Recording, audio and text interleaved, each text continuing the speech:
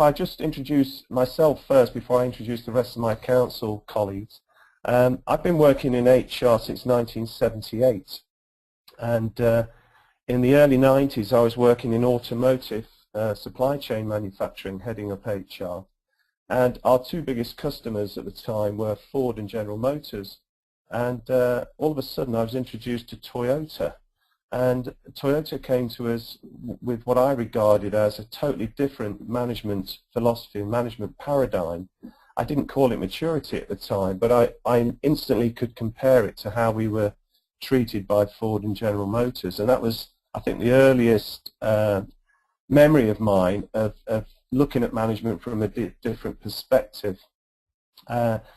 I met a guy a few years later, because I started to research this and started to write about it. I met a guy called Dean Spitzer, who used to work for IBM a few years later, and I was talking to him about the idea of a scale with Toyota at one end and Ford and General Motors somewhere further down the scale.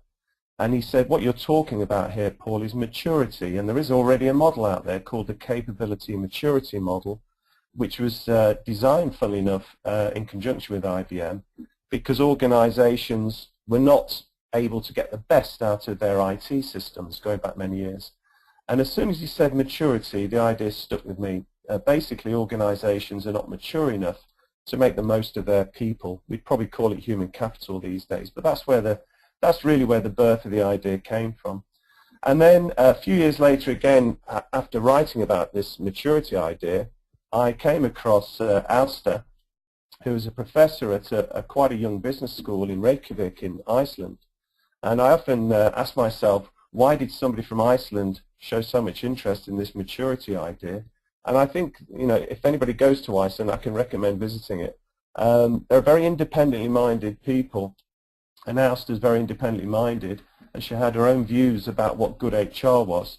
Auster's a combination of academic and practitioner, more practitioner these days than academic. And she had some very definite views that a lot of the models that are around in HR were very descriptive rather than prescriptive. In other words, they didn't actually show you how to do the job. In a few moments I'll be handing over to Auster to give us some information about her research in intervening years. If I can now jump to Rob for a second or two, who's on the right of your screen.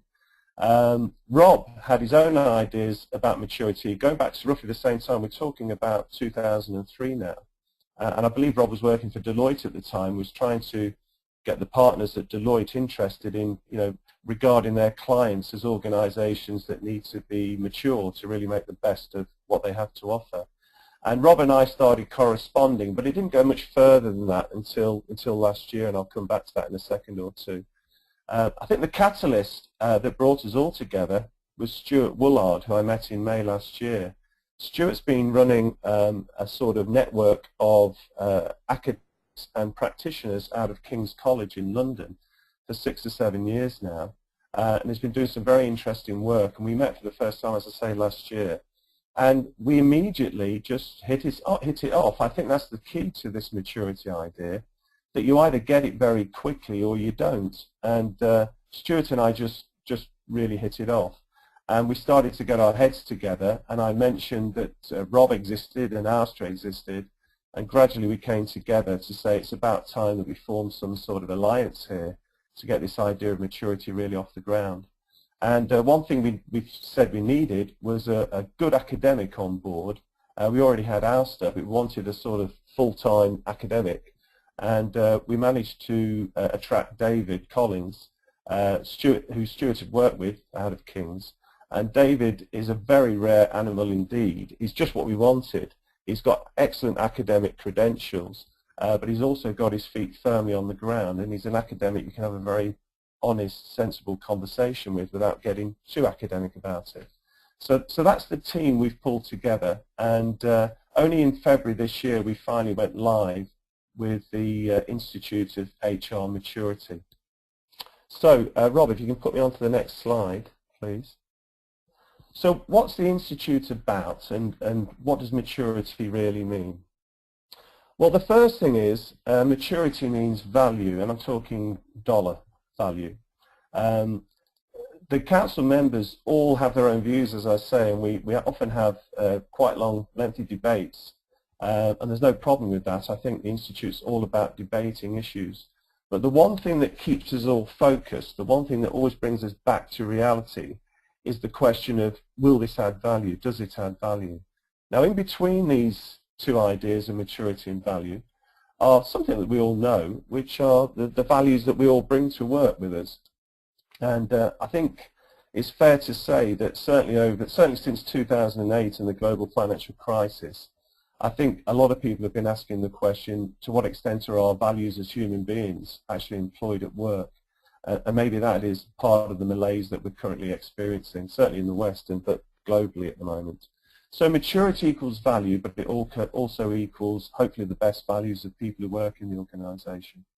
That leads on to the second point on this slide, which is that the Institute has nothing against profit. We're quite happy for organisations to make a profit. But value, and certainly societal value, is almost a step up from profit. In fact, I was just reading this week about HSBC, who's having a severe headcount reduction. And there's a quote here from the chief executive of HSBC, which is a global bank, a very well-known bank. He says, we have transformed HSBC in the first phase of the execution strategy of saving costs. Now, any company can reduce cost and earn more profits. I think what the Institute is about and what maturity is about is, can you reduce costs and improve profit and at the same time get the best out of the people who work in the organisation? And I think there are serious questions to be asked about, say, banks like HSBC, who are showing shareholders that they're cutting costs, but they're not really showing shareholders the downside of that, which is a deterioration in the service of HSBC, which is also well documented. So societal value is having the best of all worlds. It's a profitable organisation that gives the best value to society. Maturity also means it's got to be whole organisation maturity. And one of the things we debated when we kicked off the Institute was whether to call it the Institute of Organisational Maturity, because that's really what it's about. But actually, to have the highest organisational maturity requires the highest professional HR people management, if I can put it that way.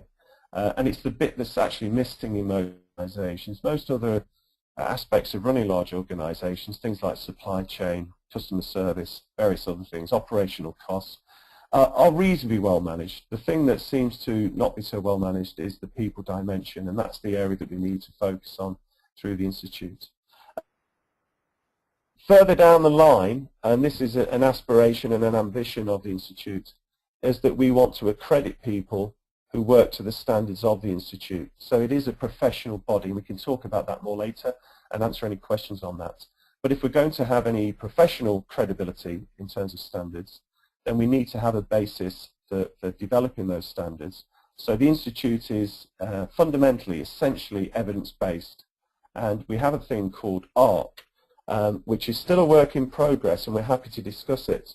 But the ARC tool, if we can call it that, framework, is the basis for setting standards for anybody who wants to be able to say not only that they're improving the maturity of their organisation, but they are improving their own maturity and their own professionalism at the same time. So hopefully that will give you a sort of brief introduction to what the Institute's about. And now I'll hand over to Auster, and she can tell you something about some of the research that she and her colleagues have been doing over the last 10 years or so. Thank you, Paul. Hi, everyone. It's great to be here with you. I'm thrilled. What I would like to do is to tell you a little bit about an effort that we've been working on here in Iceland since 2003 or 4. It's an effort to try to measure HR maturity on a big scale. And our idea when we got about HR maturity was that we wanted to know simply how mature are the organizations in Iceland on this scale. It's a scale that goes from stage 0 and up to stage 6. And so there's all sorts of things in between. I was then at a business school at Reykjavik University, and we had recently joined up with the CRANET Consortium, which is a network, an international network on international human resource management. and the network does a survey, a comparative survey every 3 years or so. And we had the idea that maybe we could put a measure of human resource maturity into the survey. This was something we are only doing in Iceland. We have told our colleagues about it, but it's a big survey, and so we only started out small in Iceland. And what we did is we developed questions that we thought the respondents to the survey could use to self-assess their organization on HR maturity. Obviously, that's a fairly simplistic measure, but we thought it was better than nothing. And so we have 5 that we call scenario-based questions in the survey, where people see a scenario corresponding to each of the maturity stages. We are only measuring from 0 up to 4, but we think that's pretty, we thought that would be to cover most of the organizations in Iceland. And the key areas, the 5 key areas that we are measuring maturity in are the following. First, it's role of HR in the organization. That's about the status of the human resource practice and function in the organization. Secondly, there is the area of recruitment and selection. How mature is the organization in terms of recruiting and selecting people, onboarding and offboarding included. Then thirdly, it's the key area of training and development, including performance management and performance feedback. How mature is the organization when it comes to those things, developing people? And then number 4, it's compensation and benefits. We wanted to know how mature are the organizations in terms of how they use the money that they have for compensation and benefits. How is it linked to performance, etc., and the strategy of the organization. And then finally, it's the area of communication up and down the organizational chart. That's the way we like to term it, but it's more commonly known as employee relations. So, because this was a self-assessment initially, there's usually just one respondent who's responding to the CRANET survey. That's usually the head of HR, which obviously has some weaknesses. We decided to have the self-assessment, but to correct it with some key responses from other sections of the survey. So, for example, if you say you are at stage 4, but you don't even know your turnover, then you would be maybe kicked down to stage 2 because, or 1, because you have to know turnover to be at stage 2. You have to be doing some kind of measurements. And we also thought that the HR department has to be measured in some way in order to be at stage 4. Otherwise, you don't know the value of it. So, so there's a correction there for possible over assessment in the self-assessment. I have an example of the scenario-based questions. Rob, if you'd go to the next slide, thank you. Here we have an example of how we measure HRM in the organization, the status of the function in the organization, and then people have to choose the scenario that's most descriptive of their organization. If they are at stage 0, they will agree to the first line, which says HR management in this company only revolves around hiring and payroll. That's not really on the scale. The respondents do not see the figures on the right. That's for your information, obviously. Then if they're at stage 1, they will agree with the statement HR management in this company is primarily concerned with following collective bargaining agreements, laws, and regulations. That's a typical company that's at stage 1, which we call just personnel management, personnel administration. And then at the second stage, which we call professional personnel management, then they will agree to the term something like, we have staff with professional HR management skills that managers can consult in HR matters. That's if the managers choose to, they can consult somebody on HR matters. That fits with what we would call good professional practice. On the third stage, which we call effective HR management, they would agree to the following statement. Managers in this company consistently seek support and advice of professionals regarding HR matters with the aim to improve performance in their group. Now that's a little bit of higher standard, you can see. And then the final stage that we measure in this section is the following, is on stage 4, which we call human resource management being integral to business operations. then they will agree to the following. The HR team participates in all major decisions in this company, and managers accept the importance of specialist skills in that field for the overall health of the company. Now you can see that's a fairly high standard. It's a consistent interweaving of HR and business matters.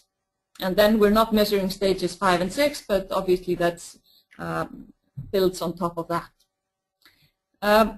So now you may be wondering how mature are organizations, and obviously we unfortunately only have Icelandic data. So here you can see that on the slide. Thank you. We have been measuring this in this way since 2006, and we did it again in 2009 and now again in 2012. What we see on the chart here is that there's a reduction in the percentage of companies who are at stage 1, which is good. We think that's a positive development. Obviously, there may be some sampling error, but we have about 130 to 140 respondents each time and about 50% response rate. So obviously, you know that that's not perfect, but we think it's a pretty good indication. And we actually think that this is true in Iceland, that companies are moving away from stage 1. So it's down from 50% of respondents in 2006 to only 22 in 2012. On the other hand, stage 2 is gaining foothold in the country. So obviously that's positive. More companies are doing good professional practice. And the average stage of companies in 2012 is 1.9, so they're just below stage 2.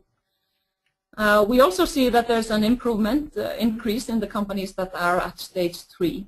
And so in 2009 that was 16% of companies, and in 2012 it's 14. So that's a few. We obviously also do analysis on this, like based on industry sectors, and we see a difference. The public sector is more likely to be at stage 1 and 2. The private sector is more likely to be at stage 3. And we also do an analysis based on size of companies, and that's can be some interesting patterns that we see there. For example, we're seeing that the really big companies have a challenge getting to the highest stages. And we also see that there's almost no companies at stage 4, and admittedly that didn't surprise us very much, because it is a very tough standard, having the whole company integrated in a way that human resource management is always considered when there's a business decision made, and all managers accept that there is a professional practice body of knowledge here that they need to use. And so it's a high standard, but we hope to see more companies at that stage, obviously. And we've been working very closely with the HR community in Iceland, and we always feed back the results to them on an individual basis if they want. And so we've been able to get them to start using this concept more and more. And I think if you look at the per capita of HR managers in Iceland, most of them know about this concept, thanks to Paul, who invented it originally. And so we're just thrilled to be here working with the IHRM Council and you all. So if anyone is interested in knowing more about this assessment, I hope to be able to relay that to you. And we hope to do measures like this in more countries in the future. So I think that's all for now. Thank you. Okay, Asta, thank you very much. Can I just add actually to what Asta said? Anybody on the council, if you want to speak to them after this meeting, you can get all their contact details off the website. If you have a particular question, I'd suggest you go to the one most relevant to whatever question you have.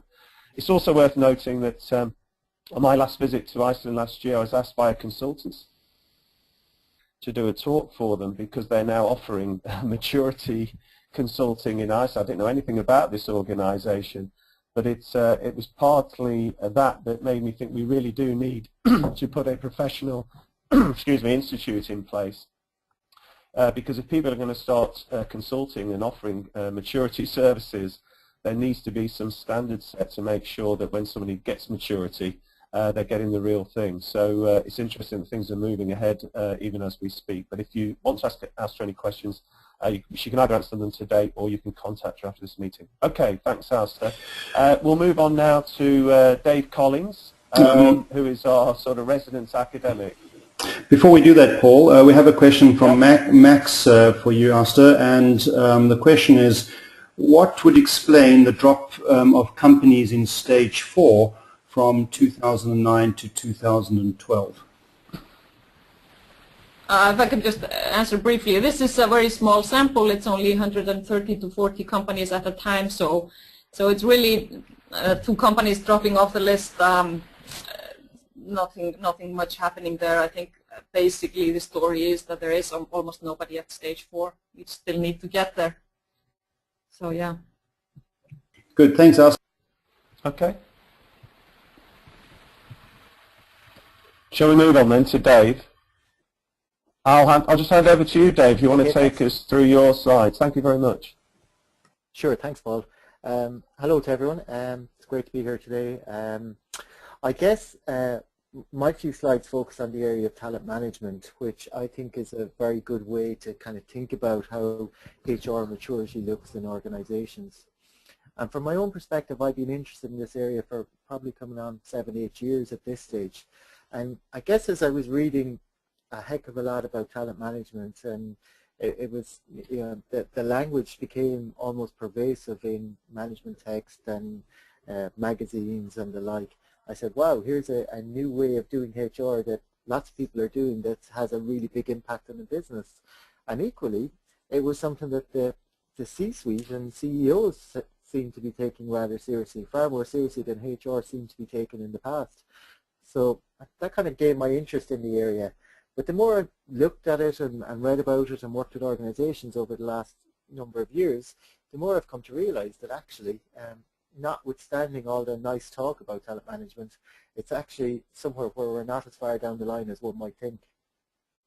But interestingly, it's something that the leadership of organizations considers to be really important. So here's just some examples of that from some recent studies. So Ernst & Young, talent risks, the 7 most important risks for corporate leaders. PwC, their leadership pulse survey, the top concern of CEOs developing leadership pipeline. Our colleagues at Cornell University in the States did some work, and deliverables around talent were the key deliverables that CEOs demanded of the HR function. So I think in contrast to much of the historical talk about HR and personnel in organizations, talent management has put HR issues front and center in the C-suite. However, all the evidence is that HR hasn't reacted in most organizations with the level of maturity that we might expect and might be led to be believed. If we go to the next slide, please, Rob. Thanks. So this slide is from a study that was conducted by the Boston Consulting Group. The study was conducted in about 2007, so the data are a few years old at this stage, but my sense in working with organizations is that not much has changed. So if we look at the x-axis along the bottom, we see the extent to which organizations feel they're good or bad at a HR practice. So starting from the left to the right, so the left is things they consider themselves relatively good at. So we see delivering on recruiting. Organizations feel they're pretty good at this and pretty happy with the performance in that regard. On the y-axis, we see how important organizations, and this was a sample of HR professionals, how HR professionals viewed the future importance of these issues as they move forward, looking forward to 2015 and beyond. So I guess the takeaway from this slide in terms of talent is HR recognizes that managing talent is by far the most important issue that they're grappling with looking forward to 2015. So in the top right-hand corner, we see one of the biggest dots, managing talent. We also see, and this is in the area shaded red, we see improving leadership development, measuring workforce performance, strategically planning workforce. All of these issues are talent issues. So HR recognizes the importance of them, yet it also says here are the issues we're least prepared to deal with as we look to the future. And that's kind of a worry for organizations if this is the issue that the C-suite is most engaged with from a HR perspective. And I think there's a number of reasons why that's the case. So if we jump forward to the next slide, please, Rob. So I guess one of my key arguments, having worked with a number of organizations and looked at this issue over the period of time, is that practice in terms of talent is very immature in lots of organizations. One reason for this is a lot of it is not evidence-based. So Paul mentioned the evidence-based role of HR in maturity. And my sense is that for many organizations, talent management is little more than jumping on the bandwagon of this new terminology and this new language around talent, and idly imitating what other organizations are doing. So here's some questions that point to that effect of just imitation. I think one of the key questions any organization that's thinking about talent and talent management it needs to ask is, what does talent mean for your organization? And here, one of the most pervasive trends we saw over the last 20 years or so is this idea of, performance rankings and loading your organization with A players and star performers and managing the C's out of your organization. And clearly, there is an element of so many organizations that use these practices talk about driving employee performance up the curve, improving employee contributions and the like, and I think there is clearly an element of that we can buy into. The question I'd ask is, in most organizations, do you need A players in every role? Is there potential for a top player to add value in a role versus an average performer? And we don't really have the time to go into this in huge amount of detail, but for an example that's often used is a pilot in an airline. A pilot in an airline has very little discretion in terms of how they do their job. So air traffic control determines where they take off and land. Their training is pretty standard, so regardless of whether you fly BA or Qantas or Ryanair, your training will be largely determined by legislation. If something goes wrong, you tend to follow a checklist in terms of working out what's happened, etc., etc. So the value added to the organization of having the best pilot on a commercial airliner versus a good enough pilot is very marginal. So in terms of tight resources, where you're trying to invest your resources in the most effective way, it may make much more sense to invest to a greater degree in cabin crew, where there's much greater variation in performance. And in every organization, there's examples of these types of these types of questions and around value added. A second example that we can talk about in terms of immature practice is, is it in the organization's best interest to invest in the development of talent or to recruit externally? And again, in the interest of brevity, I just make the point that there's a lot of research that shows us those organizations that currently tend to pay a premium for hiring from the external labor market, so people tend to be paid more. Yet all of the research and evidence suggests that it takes that new employees into an organization do not tend to perform to the level they performed in previous organizations. Their performance can drop by up to 20%, and it can take 5 years plus for their performance to return to the levels it did in their prior organization. So we pay more to bring in talent from the outside, and the chances of them performing to the level we expect are much lower than one might have thought. So I guess that brings us to a question around, what's the evidence to support the talent practices that organizations often buy into solely on the basis that everyone else is doing it. And as an institute, one of the things we are commissioning at the moment is a study to try and understand better what does mature talent management look like. So that's something that we're working together with as a committee to scope out a project and to try and build some kind of guidelines and examples from organization of what mature talent management might look like. So again, maybe if any of you on the call would like to pick up on that and chat through with myself or Paul or any of the other members, that's something we'd be happy to do. I guess in the interest of time, that's probably as much as I want to say, so thanks very much. Okay. Dave, actually, can I ask Rob, is there any questions for Dave, Rob? Yes, we've got a question for you. Should we take them then now? Yeah, let's take this one. Here's the question. I do understand, and this is from Max again. Thanks, Max. I do understand that the talent management meaning depends on the particular organization, but what is the academic or evidence-based definition? That's a good question. I think the reality is there isn't a consensus definition yet of talent management. So I think there's a number of perspectives.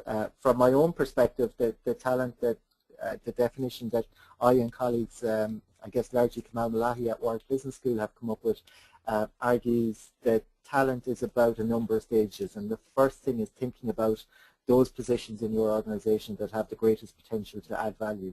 And I guess I think to Paul's point earlier, how value is defined depends on the organization context. But I think questions around where is the greatest potential for differentiation and performance, what roles require employees or human capital to a greater degree vis-a-vis others, is the starting point for any talent system. And the second one, the second part of our definition then revolves around focus on talent pools as a way to fill those roles. So moving forward from historical succession planning models where organizations like GE, 50 years ago GE had succession plans 30 years deep. Clearly that's not viable for any organization now. So talent pools allow you to develop people more in a generic organizational context, ensure that their behaviors reflect the values of the organization, and allow a more dynamic approach towards succession where at a point in time you can judge the most appropriate successor rather than a more static succession planning model. And then for us, the third part of talent management is about having a HR architecture to support the recruitment, retention, and maximizing the performance of these pivotal talent roles in your organization. So not just focusing on the intrinsic or the extrinsic elements of reward, so the financial package, but recognizing the importance of career development, recognizing the importance of recognition, all of those things in a much broader sense. I'm not saying that's the best definition, but that's certainly a definition that we've developed that's gained some traction. I think the reality is it's very difficult to find a consensus definition in the academic literature. There actually isn't one. Can I just add to that, Dave? And I quoted HSBC in my introduction. I'm looking here at the figures. They're going to lose between 40 and 50,000 people out of their global workforce within the next 3 years. And I think one of the most mature questions we need to ask is, how much of that is good talent that they're just throwing down the drain? Because they're telling the shareholders and the investment analysts that this is a huge part of their strategy to cut costs. But where is the counterbalance to that says we've just lost a load of talent? And from a long-term sustainability perspective for big banks like HSBC, I think the mature question is let's balance out the loss there as opposed to just a cost saving. So I think we're asking just tougher questions, intelligent questions, more mature questions. And if I can also just add that this project that we're scoping out, we regard it, I think in the early days, a bit of a hybrid project to bring together the academic world and the practitioner world.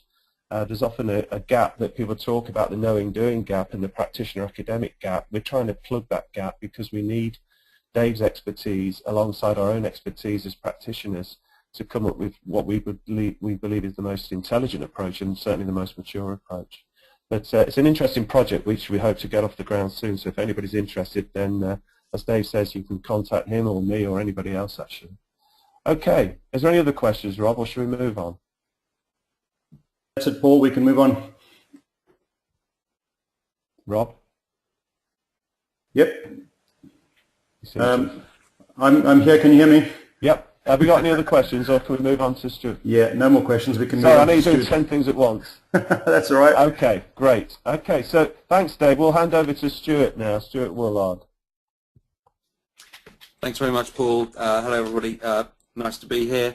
Yeah, so I mean, I just thought I'd just share some recent experiences and examples of maturity based upon what we've been doing through King's and in the wider world. I guess the first thing I just want to echo and picking up on Alistair's point is you know, in Iceland there's not very many mature organisations out there, and I think recently ran a workshop in London, and we got pretty much the same findings around the table from about a dozen organisations, and I know Rob in Sydney has done a similar exercise with our own sort of maturity assessment, which you can go onto the website and have a play with a 5-minute version, but it gives you a really nice insight into what we're trying to tap into. But you know, my sense is, and talking to colleagues at Cornell in the US, where you know the bulk of organisations out there are still largely very, very immature, and I think from all our perspectives, there's huge potential improvement to be made within our organisations, and I think one of the things we're all passionate and value, and really starting to generate that societal value as well as make our organisations healthier from a long-term financial perspective too. So just to move on to some examples, the first one I sort of pick up on is around employee engagement, and you can have a look at my views on employee engagement. I wrote a short blog which is on the website, and certainly the academic view and my view is that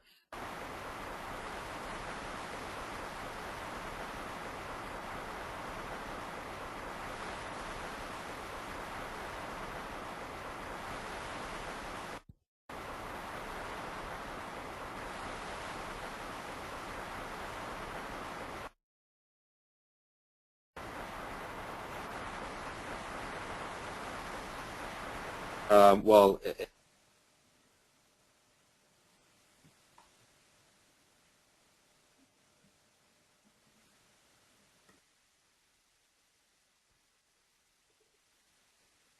Rob, we seem to be losing Stuart. I don't know if that's... Yeah. Stuart, you still there?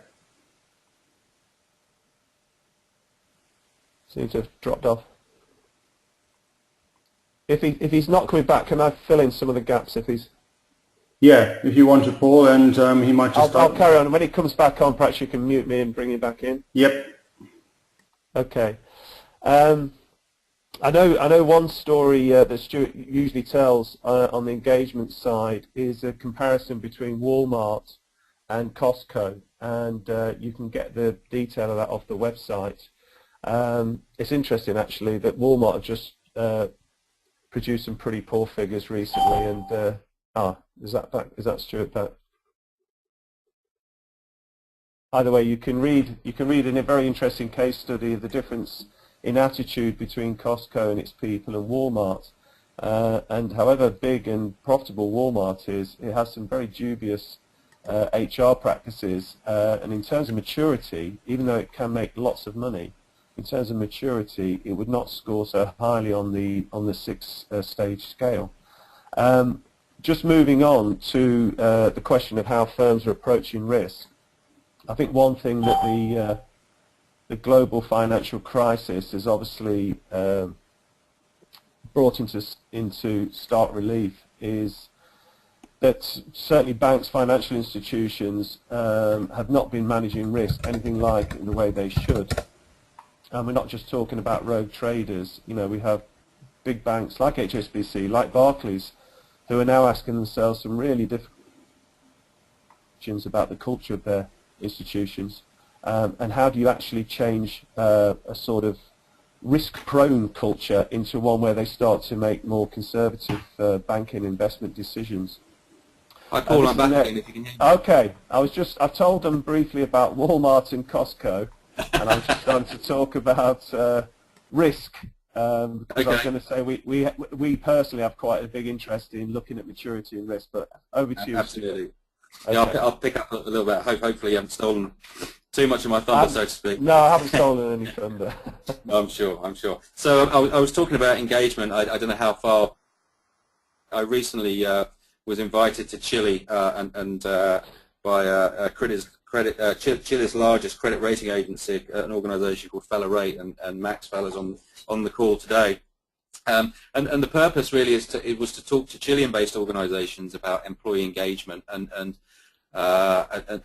certainly Max's reason for wanting some help was on the basis that most firms were not really measuring it very well, weren't really defining it very well, and were largely, were creating just a benchmarking tool, really. I mean, engagement for many organisations, if you use an external provider, particularly, is really you're just getting a benchmark, and you're not really getting the kind of insights that you need in terms of identifying the kind of things that really truly make a difference to people in the workplace, and then asking the important question of whether it really matters and in what parts of your organisation. And I think Dave talked to that in particularly from a talent perspective. You know, where does really engagement, true engagement, generate that sort of highest level of value?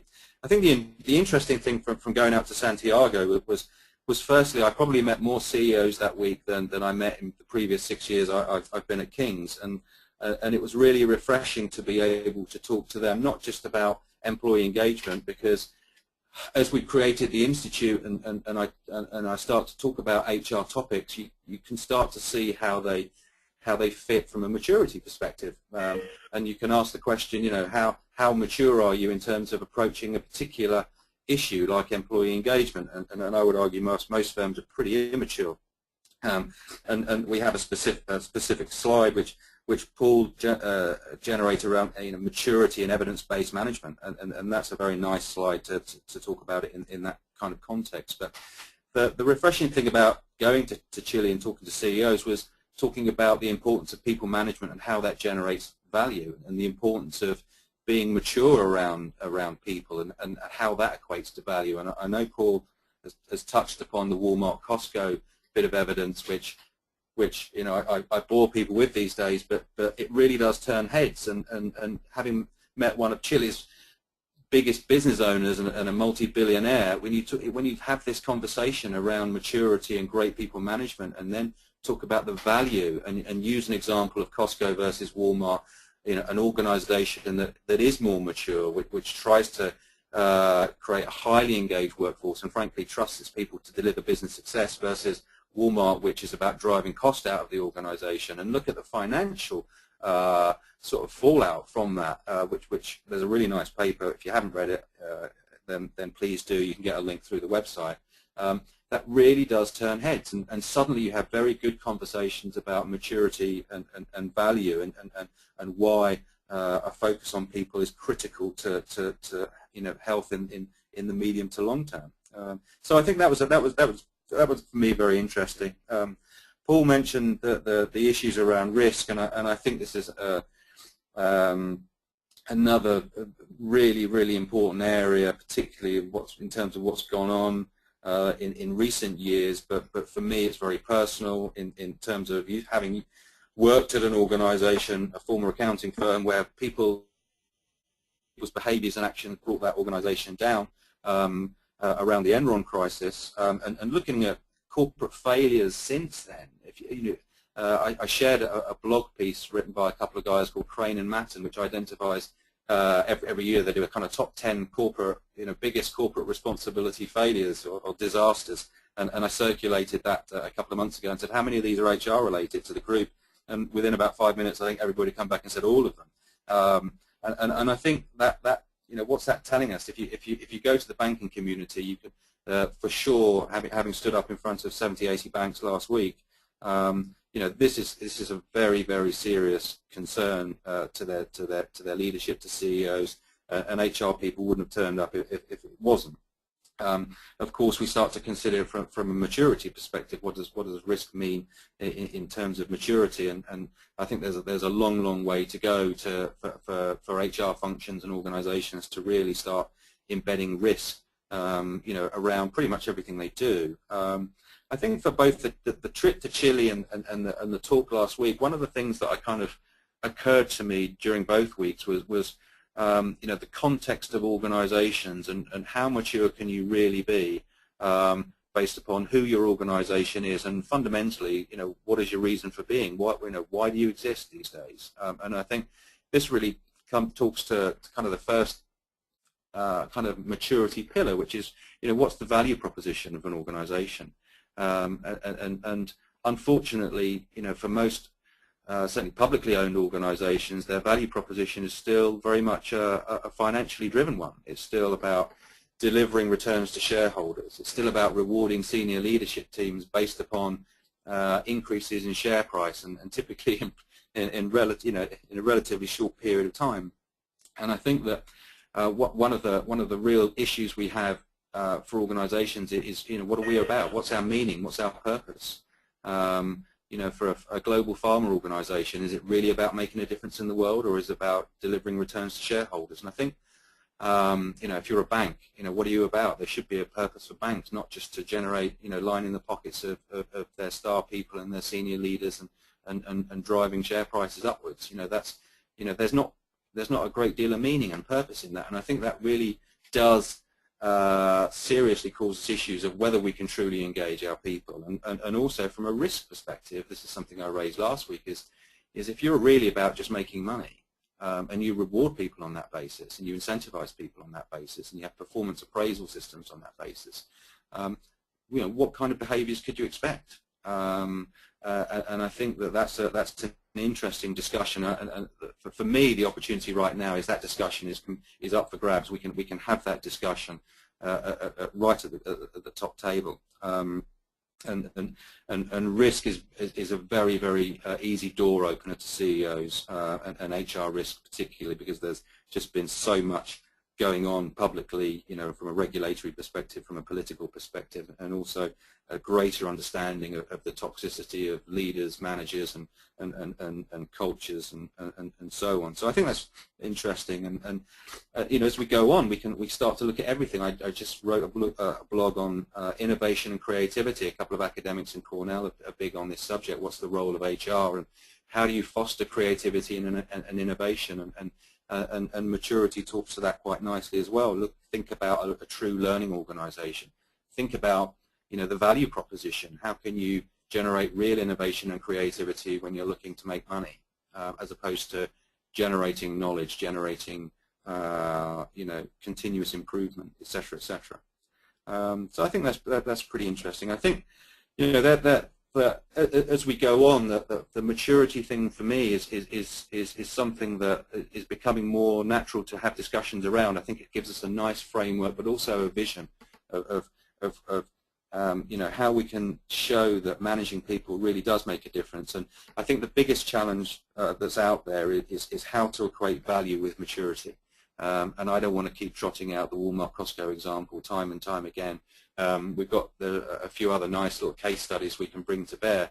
But I think as an institute and as a group, we are really looking for that evidence that where we can really turn heads and start to generate some serious momentum behind this. The idea that there is that maturity is where organisations should be heading in terms of value terms, but also in terms of their own health, both in the short, medium, and long term. So that's pretty much as I want to say, Rob and Paul, if you want to pick it up from there.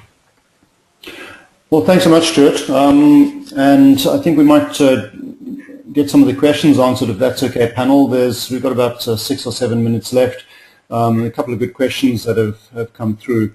So I might just rattle those off. Paul, first one going out to you. And the question that came through was, okay, what would be the relationship between an independent maturity consultant and the Institute? Okay, that's an interesting question, and very relevant. I mentioned about my trip to Iceland. I was actually talking to people who I'd never met before, although I think somebody had been on a workshop I'd done some years before. But as I said, they were selling consultancy services on maturity, and in fact the session they wanted me to speak at, they had 2 clients talking in Icelandic, so I didn't understand a word of it, about how they were on a maturity journey. And it was interesting that as a consultancy, we immediately started talking about competing. And I said, well, I don't think this is about competing with each other, because doctors are in a profession, and you may have doctors in private hospitals competing with each other, but as a profession, doctors have an overarching purpose to make sure the health of the world is better. And that's my take on what the Institute's about, is that we want as much expertise on this from wherever we can get it, from whether it's Chile or Australia or the UK or wherever, and we need to come together and make the world a better place. Now, within that, there will be competition. Hey, the Institute's got nothing against competition. As I say, we believe in profit, we believe in healthy competition. We think that's a better value proposition. So I think the relationship is like a relationship with anybody else. But we do, the reason we set it up as a professional body is that it does have that overarching aspiration that working together as an institute, whether we compete with each other or other people compete with each other, if we set the right standards and define maturity in a way that is a common understanding, I think the world will be a better place. That's my answer to that one, Rob. Okay, well, thanks so much, Paul. Any of the other panel want to add anything in? All right, Stuart, might throw this one at you. Question we received. How would you suggest I set about introducing my organization to the idea of HR maturity? Thanks, Rob. Yeah, I think that's you know, it is a tough one. You know, it's you know, do you just spring this on somebody and say, hey, we need to become more mature? You know, I think based upon recent experience and you know, sitting down in front of a number of CEOs in fairly short order, and one guy who was clearly not just a CEO but a major business owner.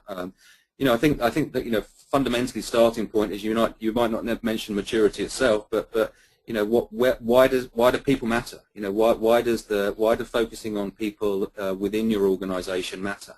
And as I mentioned before, you know, simply throwing out some bits of evidence, you know, to highlight where value you know, what the potential value you get from managing people well within an organization, from being a more mature organization, you can start to have a very serious debate. I mean, you know, sitting in the penthouse suite of this guy who's a multi-billionaire and owns, you know, 5 or 6 major businesses, you know, I can't have a conversation with him unless I'm talking about value. He's not going to be interested in talking to me unless I can put something on the table which is going to be interesting to him from a value perspective. And I think there is evidence there, and I think it's hugely compelling when you start to you know, piece together this and be able to talk the story. Because as soon as you say, look, you know, maturity matters, people matter, and this is how your share price can change, and how you can deliver, you know, really financial performance, not just in the short term but in the longer term, but in a much wider context. You know, you're not going to get thrown out the door. You know, ultimately you may not win the argument, but it's not about relying on, you know, a typical, you know, well, this will be a nice to have. None of us believe it's a nice to have. We think it's absolutely fundamental to the health and vitality and success of our organizations. But if we approach it in that kind of way, we can have that debate and we can be respected for it, even if ultimately we don't win that argument. But hopefully more times we do. Can I add to that? Yeah, absolutely, Asta. Yeah, on a practical note, I would recommend, if there's somebody listening who wants to introduce HR maturity to the organization too, I think it all has to do with the managers. And so interviewing managers using the self-assessment tool that we have on our website, and then maybe doing workshops with them, going through this, discussing this, and coming up with ideas on how to move forward. I think most managers, they get it if we take the time and get them to take the time to talk and learn about it. So I would suggest something like that, getting managers together, just frontline managers. Asta, you might want to pick up on this question that we received as well. It was, okay. What is the Institute actually suggesting or recommending to organizations if they find themselves, doing something that perhaps is of a higher level of maturity? Are you suggesting that they stop doing that, or what's the general recommendation to an organization who is doing something that's out of sync with their level of maturity?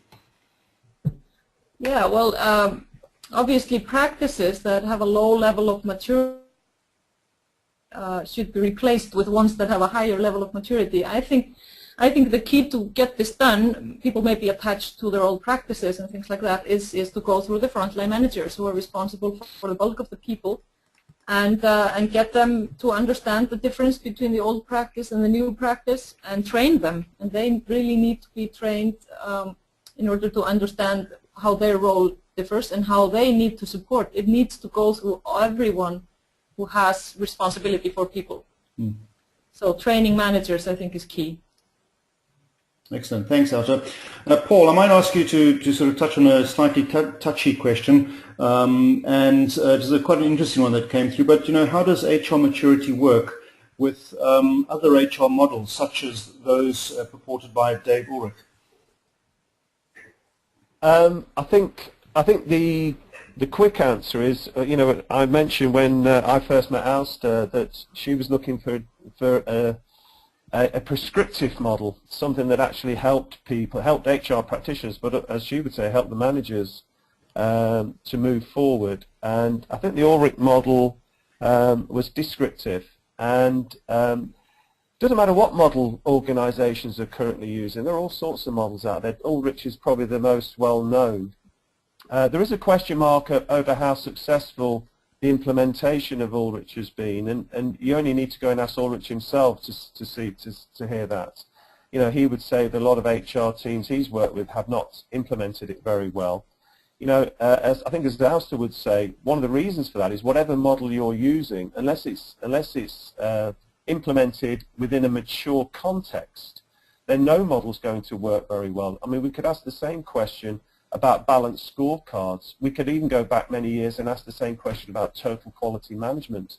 You know, all of these things have not delivered what they promised. And I think we as an institute would suggest that the reason for that is they're being brought into an immature context. Total quality being a very good example where, you know, people think Six Sigma is total quality, but it's just one tiny aspect, or at least statistical process control is one tiny aspect. And often the bit that's missing is the people dimension. Are people ready for it? Are they willing to change their ways? Are they willing to learn new ways of doing things? So I think there's no simple answer, but I think as a maturity institute, we would welcome any models, but we would ask the question, is the organization ready for it? And also, is that model going to demonstrate that it's adding value along the way? And if we can answer those two questions, I don't think anybody can go too far wrong. Perfect. Well, thanks so much, Paul, and thanks to the panel. Our time is up, and I'd really like to encourage everybody who has attended the session, if you do have any further questions that you'd like to ask, is to make contact with us. Our details are on our website. So I'd like to just end off by saying thank you very much for attending this first webinar. I hope you did get some value out of it, and certainly hopefully it tweaked some of your interests. And for those of you who are interested, we are running our first inaugural conference on the 7th of June. It's coming up shortly. It's bound to be very interesting and some lively discussions similar to the Ulrich model debate, for example. So if you are keen on joining, please go to our website. You can book through the website. Failing that, we have our second webinar coming up on the 18th of September, and we'll let you know the theme of that one. And if you do have further questions, or if you have any ideas that you'd like us to discuss in our forum or on our website or through our blogs, by all means, please let us know by making contact with us through the website. So to the team, thanks very much, and to all the attendees, thanks for your attendance, and wishing you all the well for the rest of the Friday.